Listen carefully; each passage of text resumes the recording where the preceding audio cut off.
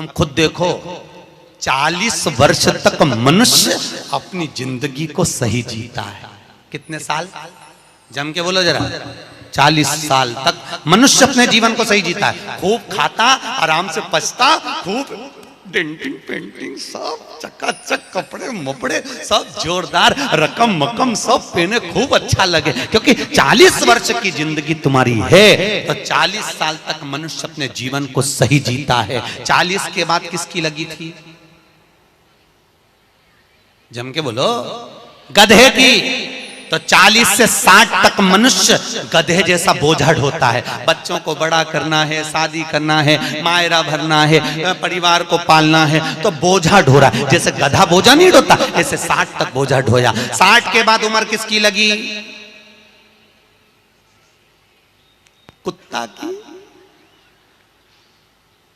जब 80 की उम्र में आता है तो कुत्ते को दरवाजे पे रखा जाता है। जब तुम्हारी 80 की उम्र होगी तो घर के लोग कुर्सी डाल के, खटिया पलंग दरवाजे के पास हॉल में बिठा देंगे, वहीं बैठे, और रोटी भी दरवाजे के पास, चाय भी दरवाजे के पास, क्योंकि कुत्ते को अंदर परमिशन नहीं है। और कोई भी मिलने आया तो वहीं से चिल्लाया, वहीं से आवाज लगा रहा, क्योंकि कुत्ते की उम्र लगी है।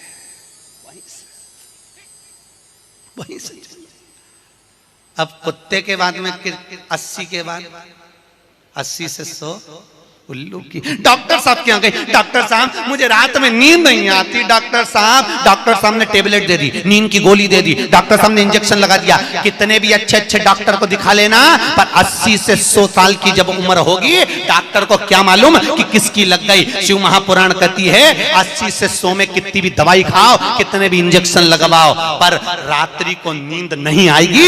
गोली खा भी लोगे तो रात के 1:30-2 बजे तक चकाचक सोएगी, 2 बजे के बाद उल्लू जैसी बैठी रहेगी। 2 बजे के बाद कितना भी खाओ, कितनी भी दवाई खाओ, कितने भी अच्छे डॉक्टर को दिखाओ, पर 80 से 100 में जाग रही। आधी रात को जागे, बहू के मम्मी सो नहीं रही, आई सोई नहीं, आई के मारे नींद ही नहीं आई। अब इसके कौन समझाए? उल्लू की लगी, कौन समझाए इसके? 80 से 100। अपन तो सब कथा छोड़ो, अपन अपनी कथा पे आओ। चलो महाराज, तो जो बहुत दूर रहती है ना वो अच्छी लगती है, जो पास में रह रही दूर के ढोल सुहावन, ठीक नहीं है, श्रेष्ठ नहीं है।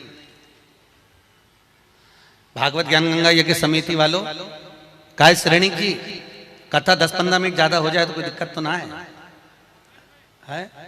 हाँ, क्या विचार है तुम्हारा? नहीं, अगर खाना हो तो मैं तुम अक्षतम किस्म कर दूं, मारे कहीं मिर्ची का ठेसा तैयार अपने कहीं।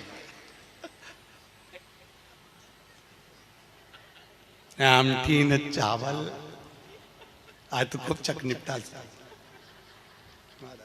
अगला प्रश्न है, तो ये प्रदक्षिणा का प्रश्न है। अगला प्रश्न, शिवलिंग की पूजा करने के लिए शिवलिंग को घर में कहां रखें? जहां तुम्हारी मर्जी हो। अब ये तो भगवान शंकर को पूजा घर में रखो ना, जहां पूजन होती है, जहां देवता बैठे हुए वहां रखो।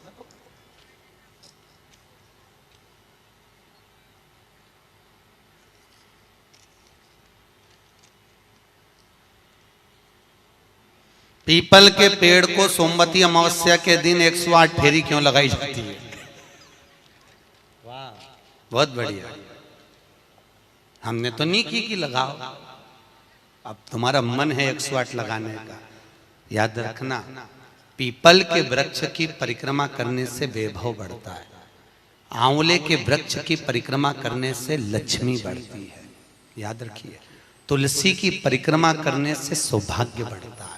अब 108 मन का लगाओ, चाहे 208 लगाओ, 216 लगाओ, ये आपके ऊपर है।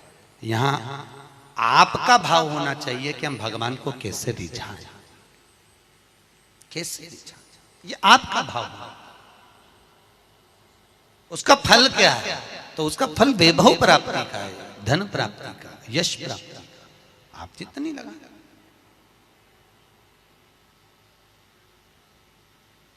ऋषभदेव जी के पुत्र श्री भरत जी महाराज अपनी योनि से छूटे तो हिरण की योनि में गए। हिरण की योनि पाने के बाद श्री ऋषभदेव जी के पुत्र जो भरत जी थे, हिरण की योनि में आने के बाद में, हिरण की योनि पाने के बाद भरत जी को लगा कि मैं इस हिरण की योनि में पड़ गया हूं, इससे मुक्ति कैसे मिलेगी? तो हिरण की योनि में आने के बाद भरत जी महाराज पीपल के वृक्ष के नीचे जो संत बैठे हुए थे उनकी 108 परिक्रमा करते थे हिरण की योनि में। तो हिरण की योनि के 108 परिक्रमा कर रहे थे। उस दिन थी सोमती अमावस्या का दिन, जिस दिन हिरण की योनि से परिक्रमा करते करते भरत जी महाराज छूट गए थे और वापिस मनुष्य की योनि में आ गए थे। ये 108 परिक्रमा का फल है। ऋषभ जी के पुत्र हिरण की योनि से छूटकर परमात्मा की भक्ति को मनुष्य देह मिल गई। शायद हो सकता है हम मानव की देह में हैं और मनुष्य की देह में आकर अगर हम भगवान की 108 परिक्रमा लगाते हैं, हम भगवान का भजन करते हैं, 108 परिक्रमा के अंतर्गत हम डूबे रहते हैं, तो हो सकता है मनुष्य की योनि से छूटकर हम देव योनि में चले जाए, भगवान की परास प्राप्त हो जाए। मां तो शास्त्र कह रहा है, अंजना माता गौतम बाबा से कहने पर शंकर की आराधना कर रही है। और आराधना करी माता अंजना ने, शिव जी की आराधना करी, शंकर की जब आराधना करी, शंकर का अभिषेक करा, भगवान भूत भावन प्रसन्न हो गए और शंकर भगवान ने उसी समय माता अंजना को वर प्रदान करा, तो चिंता मत कर, तेरे घर में पुत्र होगा। पुत्र, तू क्यों चिंता कर? भगवान शंकर जब भी देते हैं छप्पर फप के देते हैं। भगवान कृष्ण के यहाँ कितने बच्चे दिए? 1,77,086। अब अंजना माता के यहाँ भगवान संतान दे रहा है। भगवान अंजना माता के यहाँ हनुमान जी महाराज कितने भाई थे? माता अंजना के गर्भ से जो संतान हुई थी, हनुमान जी महाराज सगे भाई कितने थे? हनुमान जी कितने भाई? अरे बोलो तो सही, हनुमान जी भाई कितने हैं? सगे भाई कितने हैं हनुमान जी महाराज? तो अंजना माता ने जब भगवान शिव की आराधना करी, शंकर की जब आराधना करी, तब भगवान शंकर प्रसन्न हुए। समय बीता, माता अंजना के गर्भ में भगवान शंकर के तेज पुंज को पवन देव ने ले जाकर माता अंजना के गर्भ में स्थापित करा। स्थापित करने के बाद पूर्णिमा के दिन, चैत्री पूर्णिमा के दिन, भगवान अंजना माता के गर्भ से शंकर का ही एक अवतार श्री हनुमान जी महाराज प्रकट हुए हैं। महाराज श्री हनुमान जी महाराज की। हनुमान जी सगे भाई हैं 6। कितने भाई हैं? 6 सगे भाई। सबसे पहले नंबर हनुमान, फिर गतिमान, केतुमान, धृतिमान, यतिमान, ऐसे हनुमान जी महाराज के 6 भाइयों का क्रम वर्णन किया गया। कितने भाई हैं? 6। हनुमान जी महाराज का एक भाई है जिसका नाम है गतिमान। क्या नाम है? गतिमान।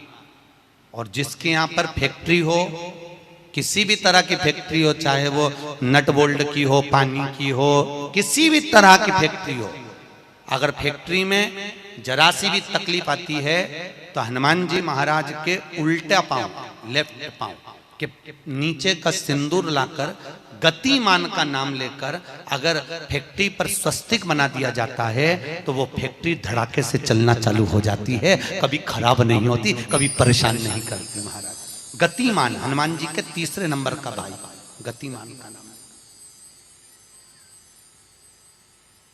ये जो राजनेता होते हैं ना, जब चुनाव लड़ने के लिए जाते हैं और उन्हें विजय प्राप्त करना है तो विजय पाने के लिए वो एक ही काम करते हैं। हनुमान जी के 3रे नंबर का भाई गतिमान, उस गतिमान के नाम से जो व्यक्ति युद्ध करने के लिए जा रहा है या विजय पाने के लिए जा रहा है अपने बराबर का लच्छा, लच्छा जानते हो, नाड़ा मोली, उसको नाप कर गतिमान के नाम से लपेट कर हनुमान जी के मंदिर में रख देता है और उस मोली को फिर अपने हाथ पर बांध लेता है, तो वो हार नहीं सकता, विजय ही प्राप्त करेगा। गतिमान का इतना प्रभाव है हमारा, चाहे कुछ भी।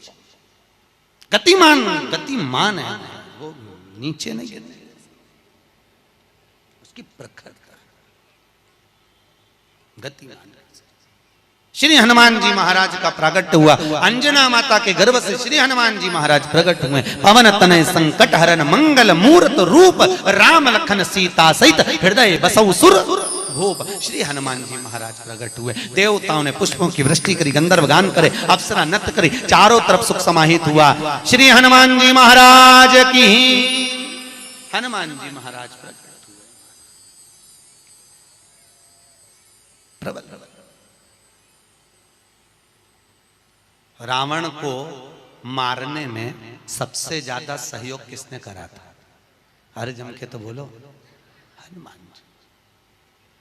पूरी पृथ्वी पर सबसे ज्यादा मंदिर किसके हैं? बोलो तो हनुमान के। अपने करमाला में तुम गिनना, अगली बार आऊंगा तो पूछूंगा।